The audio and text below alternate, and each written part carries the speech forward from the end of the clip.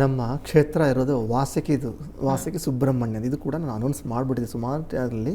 So ಈಗ ಎಲ್ಲ ಒಂದು ಮೂಲ ಶಕ್ತಿ ಬೇಕಂದರೆ ನಾಗ. ಎಲ್ಲಿ ನಾಗ ಇರ್ತಾನೋ ಅಲ್ಲಿ ಸಿದ್ಧಿ, ಅಲ್ಲಿ ಶಕ್ತಿ, ಅಲ್ಲಿ ಸತ್ಯ, ಅಲ್ಲಿ ಶುದ್ಧಿ. ನಾಗನ ಕ್ಷೇತ್ರ ಎಲ್ಲಿರುತ್ತೋ ಅಲ್ಲಿ ಶುದ್ಧಿ, ಶಕ್ತಿ. ಎಲ್ಲಿ ಅಸತ್ಯ ಇರುತ್ತೋ ಅಲ್ಲಿ ನಾಗ ಇರಲ್ಲ. ಸೊ ನಮ್ಮ ಕ್ಷೇತ್ರದಲ್ಲಿ ನಾಗ ಸ್ವಯಂಭೂರವಾಗಿ ನಿಲ್ತಿದ್ದಾನೆ.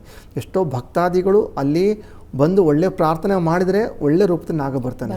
ಯಾರು ಅಪವಾದ ಹೊರಸಿ ಏನಾದರೂ ಮಾಡಿದ್ರೆ ಇಡೀ ಅವ್ರ ಮನೆ ಕನಸಲ್ಲಿ ಮನಸ್ಸಲ್ಲಿ ನೆನೆಸಿದ್ರೆ ಎಲ್ಲ ಸರ್ಪಮ್ಮ. ಇದು ನಮ್ಮ ಆಶ್ರಮ ನಡೆದ ದೃಷ್ಟಾಂತ. ಯಾಕೆಂದರೆ ಸರ್ಪ ಅಂದರೆ ಸಿದ್ಧಿ. ಸೊ ಯಾರು ಒಳ್ಳೆಯದನ್ನು ಬಯಸ್ಕೊಂಡು ಏನು ಪ್ರಾರ್ಥನೆ ಮಾಡ್ಕೊಂಡು ಹೋಗ್ತಾರೋ ಸರ್ಪ ಒಂದು ಮುಖಾಂತರ ಬಂದು ಒಳ್ಳೇದು ಕೊಡ್ತದೆ. ಯಾರು ಒಂದು ಕೆಟ್ಟ ಭಾವನೆಯಿಂದ ಮಾಡ್ಕೊಂಡು ಹೋಗ್ತಾರೋ ಸರ್ಪ ಸ್ವತಃ ಬಂದು ಅವ್ರು ಶಿಕ್ಷಿಸುತ್ತಾ ಇದೆ. ಇದು ನಾವು ಕಂಡಂಥ ಅನುಭವ. ಹಾಗಾಗಿ ವಾಸಕಿ ಸುಬ್ರಹ್ಮಣ್ಯ ಅನ್ನೋದು ನಮ್ಮ ಆಶ್ರಮದ ಒಂದು ಮುಖ್ಯವಾದಂಥ ಯಜ್ಞ. ಸೊ ಅದನ್ನು ಯಾರು ಮಾಡ್ಕೊಂಡು ಹೋಗಿರ್ತಾರೋ, ನಾನು ಎಲ್ಲೋರು ಕಂಡಂಗೆ ಅವ್ರಿಗೆ ಏನೂ ಇಲ್ಲಪ್ಪ ಅಂದವರಿಗೆ ಕೂಡ ಒಂದು ಸಂತೃಪ್ತಿ ಆಗುವಷ್ಟು ಅವ್ರಿಗೆ ಮನುಷ್ಯನ ಒಂದು ಆಸೆಗೆ ಎಲ್ಲೂ ಒಂದು ಎಂಡ್ ಅಂತಿಲ್ಲ.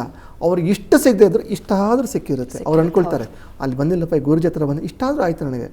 ಬೇರೆ ದೇವಸ್ಥಾನ ಎಲ್ಲೋ ಮಾಡಿಸ್ತಾರೆ, ಅದು ಮತ್ತೆ ಹೋಗಿ ಅವ್ರಿಗೆ ಅನುಭವ ಬರೋಲ್ಲ.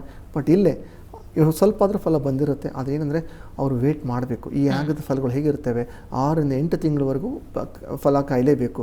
ಕೆಲವರು 1 ತಿಂಗಳು ಸಿಗುತ್ತೆ, ಕೆಲವರು 3 ತಿಂಗಳ ನಂತರ ಸಿಗುತ್ತೆ. ಅವರು ಶ್ರದ್ಧೆ ಭಕ್ತಿಯಿಂದ ನಾಗನ ಆರಾಧನೆ ಮಾಡಬೇಕು. ಯಾಕಂದರೆ ನಾಗ ಜೀವನದ ಮೂಲ, ನಾಗನ ಸತ್ಯ. ನಾಗ ಇದ್ರೇ ಎಲ್ಲ ಕಾರ್ಯಗಳು, ಎಜುಕೇಷನ್ ಆಗಲಿ, ವಿದ್ಯಾಭ್ಯಾಸ ಆಗಲಿ, ಅಷ್ಟಕುಲ ರಕ್ಷಕ ಅಂತಾನೆ. ಸಂತಾನಗಳು ವೃದ್ಧಿ ಆಗೋದಾಗಲಿ, ಯಾವ ಸಂತಾನಗಳು ಒಳ್ಳೆಯದಾಗೋದು, ಇವೆಲ್ಲಕ್ಕೂ ನಾಗ ಮೂಲ.